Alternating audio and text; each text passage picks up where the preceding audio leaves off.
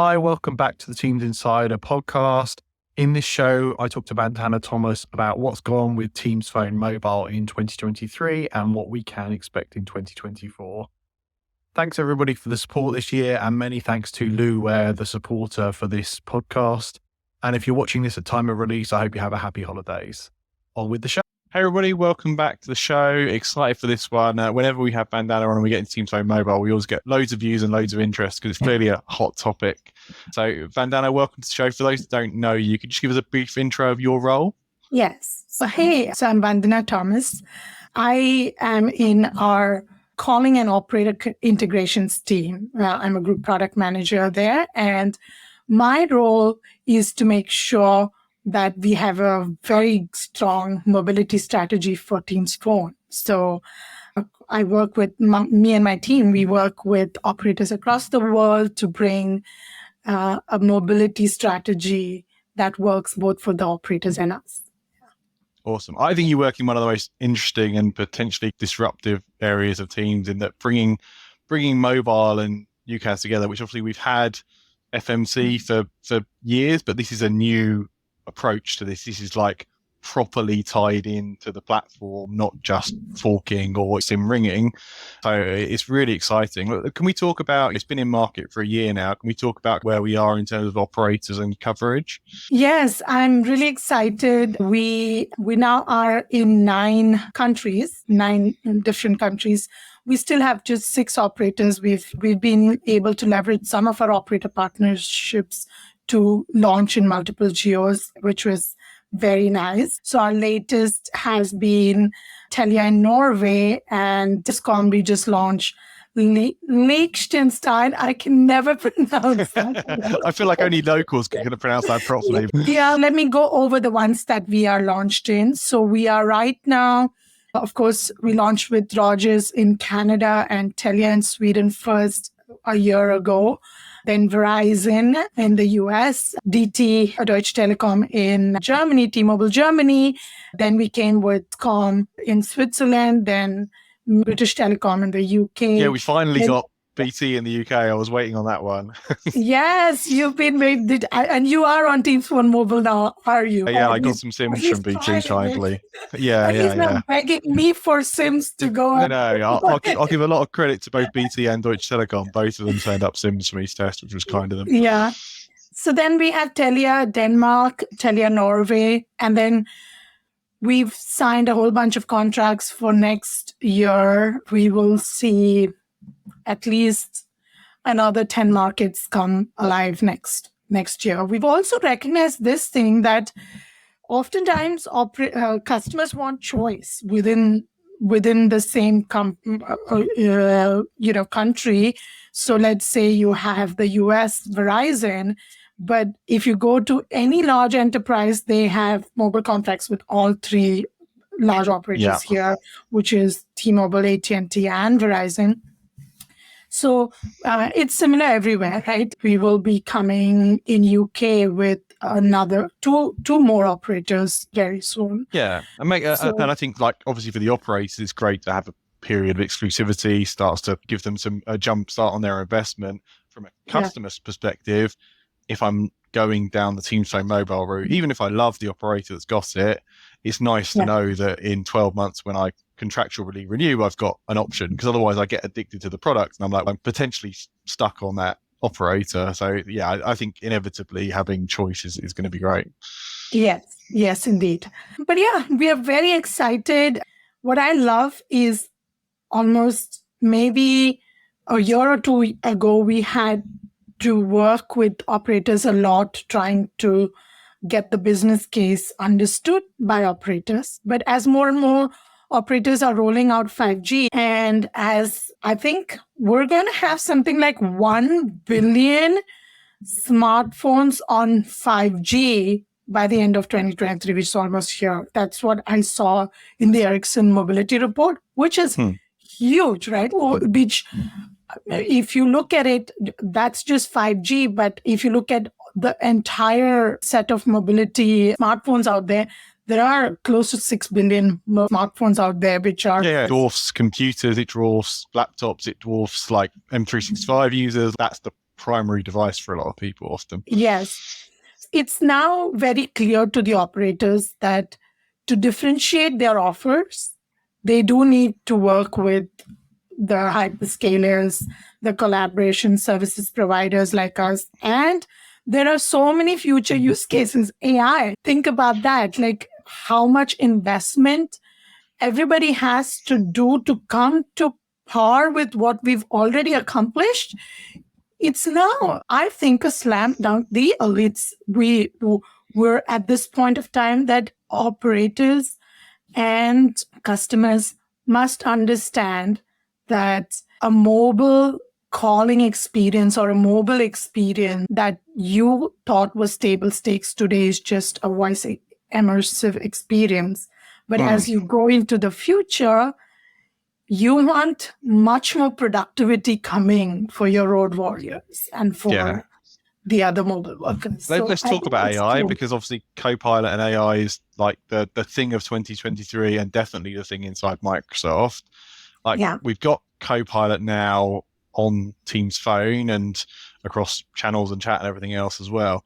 I think CoPilot on Teams mobile is really interesting. Now, what I want to see in an ideal world, and you can tell me if this is, now or futures, is I want CoPilot always on my mobile, because I want to be on the road, in the car, and safe in the knowledge that it's all being transcribed, and I can go and check out the transcript and kind of ask CoPilot what the key points were afterwards. I don't think we're quite there yet with it always on, because there's that kind of privacy counter, but where are we with that? Yes, it's very exciting. And at Ignite, we announced Teams Phone with CoPilot capabilities. So the wonderful thing is everything that comes to Teams Phone also comes to Teams Phone mobile, right? And the only additional endpoint that we have to be very conscious and mindful of is the mobile native dialer endpoint. It doesn't work right now with the native dialer endpoint, but the user has the ability to uplift to a Teams call, and then it would be available in a Teams call. That's the current experience. Yeah, which kind of makes sense, because they have to, even on Teams phone, on fixed line or SIP, you have to invoke CoPilot right now. It's not auto on. I guess if you had third party, like a compliance tooling type recording, that would be a different conversation, because they'd be compliance recording the call from an AI perspective. But with CoPilot, it's the pitch is your personal assistant, right? So you have to invoke it. Yeah, no, indeed. So what at least you touched upon a very important thing there, right? Like when you're talking AI, it's a multifaceted conundrum that everybody faces on how much to listen, get all this information and data to help you get more productive and better at your job, versus how much do you not want to share? Where do you draw the line, right? And to me, it is very simple. It should be a choice for someone, right? Like that. You have to opt in for that, maybe even on a per call basis. You need to be able to turn it on and off, right? Now, of course, there will be company situations that demand that it's on all the time, in which case you have to be very conscious as a user of the product that like we do in FinServe today with recording. Like they know their calls are recorded, everything is recorded. That's part of the gig. But for everybody else, and this is something I think I've been passionate about from the beginning, from the first line that was written on this was, it would be user behavior centric. It would be a choice for you how you do it, and whether you want the call on your native dialer, whether you want the call in Teams, whether you want a combination. These are all personal choices, oftentimes, assuming, of course, the company allows it. Yeah. But it is a company provided number. And let's look at some of the CoPilot use cases for Teams Phone mobile, right? For me, I think it's a big hero use case. A mobile worker is one of the hero personas for a CoPilot like calling situation. Yeah. Because the mobile worker is always on the road. Let's say I'm a technician, I'm on the road, and I'm getting to go to my next appointment, and I find that a part hasn't arrived, or the client needs a rescheduling, or a certain work order needs to be put in the system, and sometimes the client's giving me a lot of instructions that I am not able to process as I Yeah, you're getting, like, particularly field workers, you're getting a ton of detail from the end customer, whoever that may be, usually over the phone, and usually like they're rattling through it, and you're doing what, 5, 6, 7, 8, maybe more than that jobs a day. Like having an AI or a CoPilot that has your back on, here's the key points that were just parroted at you in 60 seconds. like, yeah, that'd be amazing.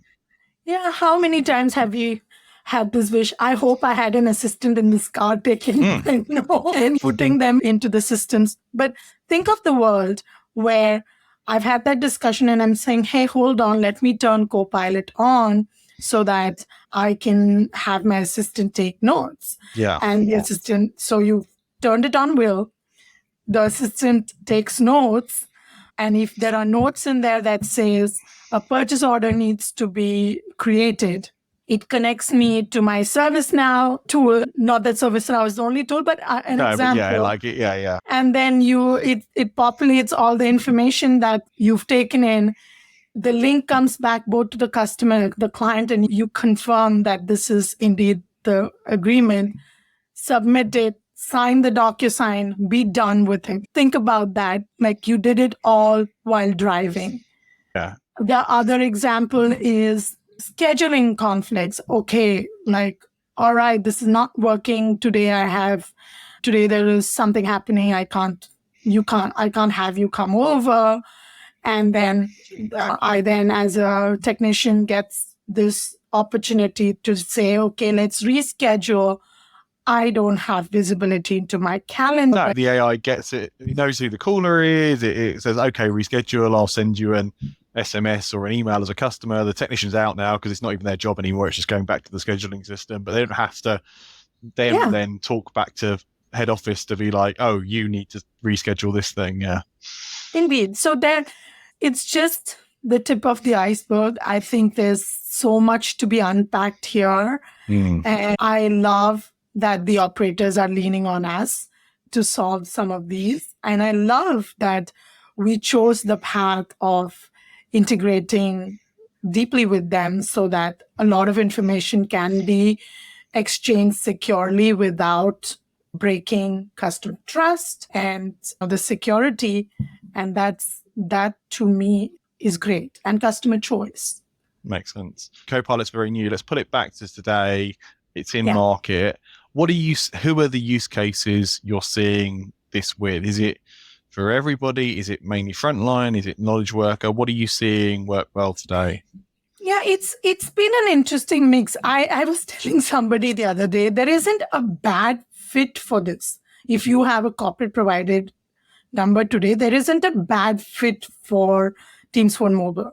But at the same time, if it's someone like me, even like I'm a knowledge worker, I have most of my calls scheduled. I hardly have unscheduled calls, right? Yeah. And I must get like maybe one PSTN call a day, not more than that. And sometimes it's a telemarketer. So I'm not the prime use case. I'm not the hero persona. But what I love for my knowledge worker hybrid working thing is I keep going back and forth to work. So for me, being able to have any of my mobile calls all come in one place is helpful. I'm sitting with my headphones most of the time. Everything is on my laptop.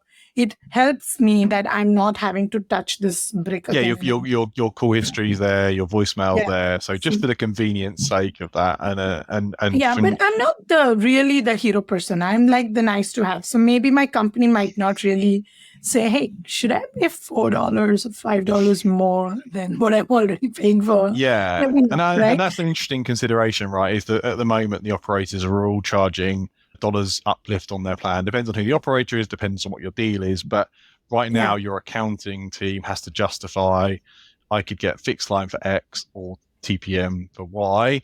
My suspicion is as more operators get into market, that'll become more commoditized. Right now, it's a premium feature, but we know how things go in mobile telco. Everything starts, we used to pay 10 pence or X cents per dollar for an SMS, and now that's commodity. So on some timeline, I imagine that'll get more and more. So going back to the question, who we see the biggest fit, we have large beverage companies that are on the platform. We have automobile companies on the platform, trucking companies on the platform. We have a lot of like grocery chains on the platform who have retail workers.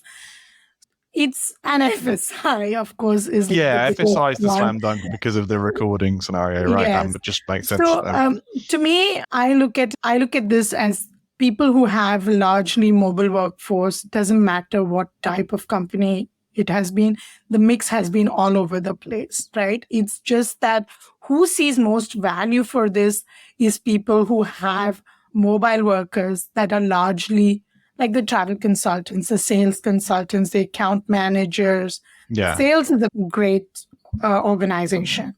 Financial consultants are a great organization. Like just people like large consulting companies. There's a really large consulting company on this right now, and they're willing to move it to as many areas, as many geographies that this would be available.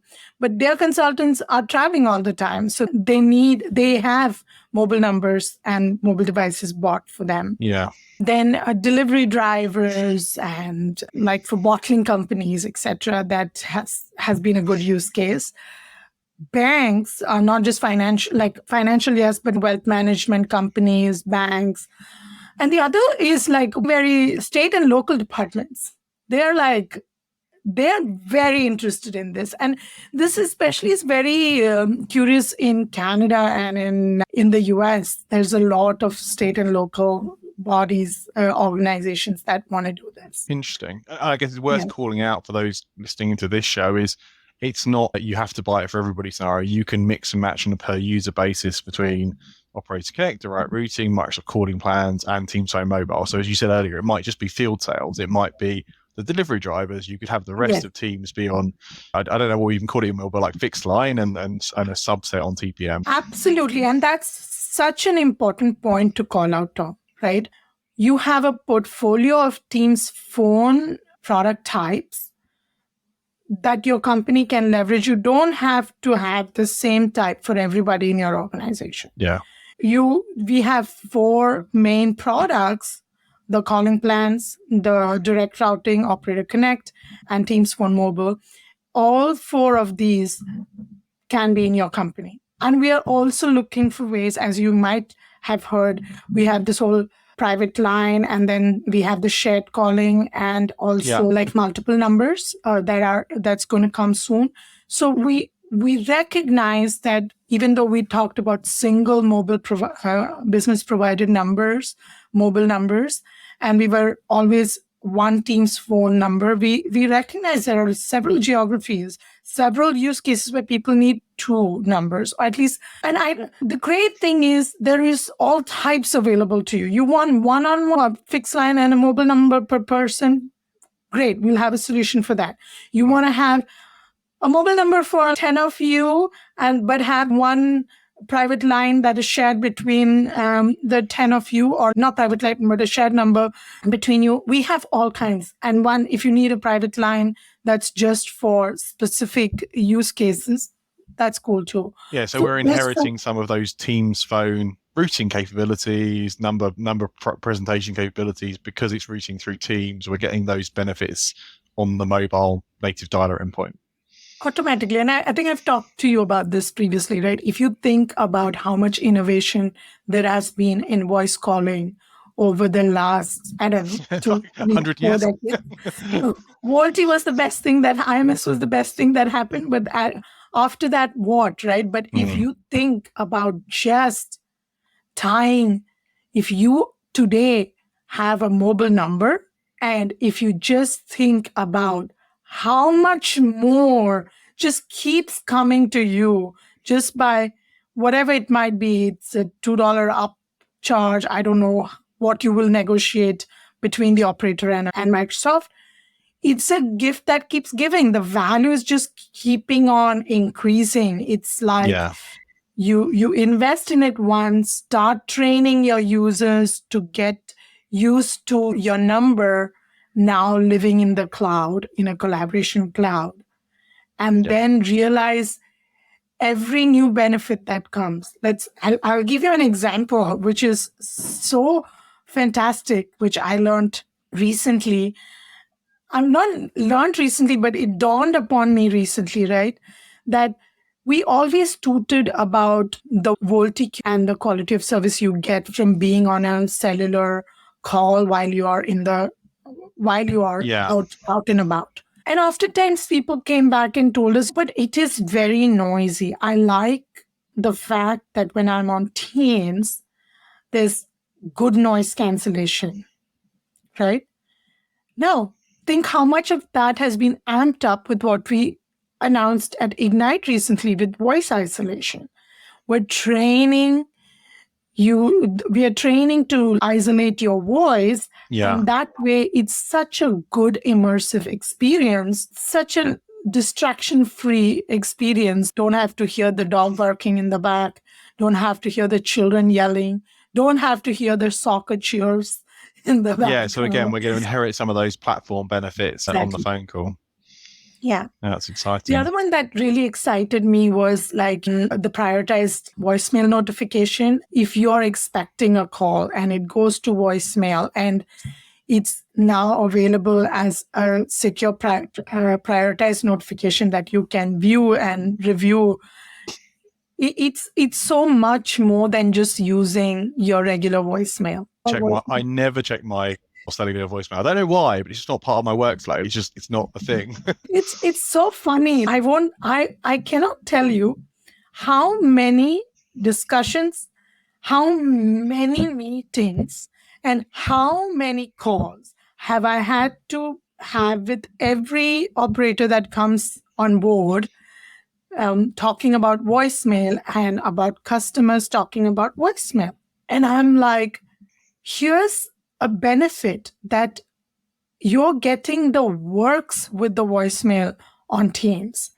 Voicemail to email, the transcriptions, the security, the arm lengths, everything. Just, you don't even have to buy an extra socket for that. It's available. Yeah, it's interesting. Yeah, we called it the protected voicemail, I think, is the feature. Yeah. Cool. As we wrap up, because time flies as always, is there anything into 2024 that you can share with us? There's some market expansion. What else are you thinking about as far as Teams Phone Mobile goes? Of course, the geo expansion is a big one. We definitely will go to hopefully double the markets that we support right now next year. Fingers crossed. That's exciting, yeah. Messaging has been one that has been very interesting, that everybody says that, hey, we would adopt the product if we also had messaging. Yeah, I mean, that's the thing. Some of the other UCaaS platforms have that native SMS. It's interesting because Microsoft have got it in ACS, got the kind of, the infrastructure piece is there, so that'll be interesting. But the one nuance I'd like to call out there is, as we teased this apart a lot, the more interesting use case there was the archival of the SMS. Right. So, taking that into the same archival system as the rest of Microsoft. Yeah. So the win here already with Teams Phone Mobile is if you have a Teams Phone mobile number, you can send and receive messages through your native. It cannot be archived right now unless you have an archival arrangement with the operator. So we're thinking of prioritizing that aspect first, because that really will unblock a lot of the FSI use cases. The BYOD experience, which it's already there. You can bring your own device, your own personal device, and put this as the second SIM or the first SIM or like your eSIM. It doesn't matter. It already is there. But we're definitely working with operators and OEMs to make this experience better. I think and that ultimately comes down to if the operator wants to offer that combination of SIM only, eSIM, physical SIM. Is that right? Yeah, that's right. Because oftentimes, if you've seen all the BYOD products that are in the market today, if I have a T-Mobile device and I have a Verizon corporate number, then I have to work with T-Mobile to unlock my device before I can put the Verizon number on it. Yeah, it's a little bit different in Europe. We tend to be more or less unlocked by default now, but it's it's different in each country, isn't it? Yeah, so in the US and some other parts, that's still a problem, but that's one. And then also having like dual radio and making sure that I'm on a personal call, but not missing my business call because my radio's busy on my personal call. So then your protected voicemail will help.